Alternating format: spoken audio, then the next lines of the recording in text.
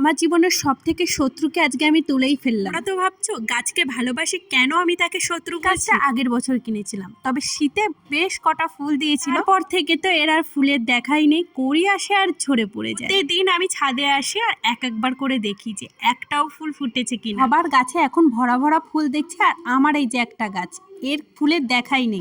একে আর রাখবো না, আমার জীবন থেকে একে এবারে বাদই দিয়ে দেবো। গাছটা তোলার তো অনেক চেষ্টা করছি প্রথমে, কিন্তু কিছুতেই তুলতে পারছিলাম না। অবশেষে আমি একে অনেক কষ্টে টপ থেকে বের করে, অনেক পিঁপড়ে ছিল, ভাবলাম একে ভালো করে আজকে একটু রিপোর্টিং করি। গাছ আমি ফেলবো না, যখন ফুল না ফোটে গাছের প্রতি একটু রাগ বা কষ্ট হয়। তবে হ্যাঁ, ভাবলাম আমার ভুলেও তো হতে পারে গাছটার কোনো প্রবলেম হচ্ছে যেটা আমি বুঝতে পারছি না বা আমাকে বোঝাতে পারছি না। মাটির ভিতর একটু হলুদ আর একটু চা পাতা, সাথে দিয়েছিলাম কলার কিছু খোসা, ডিমের খোসা আর একটু গোবর সার মিশিয়ে আমি আবার নতুন করে গাছটাকে বসালাম। এর প্রবলেম হলো গাছে অনেক কোঁকড়ানো পাতা। তোমরা যদি কেউ এর সলিউশন জেনে থাকো অবশ্যই আমাকে কমেন্ট করে জানিও। এরপরে কি হবে অবশ্যই তোমাদের সাথে শেয়ার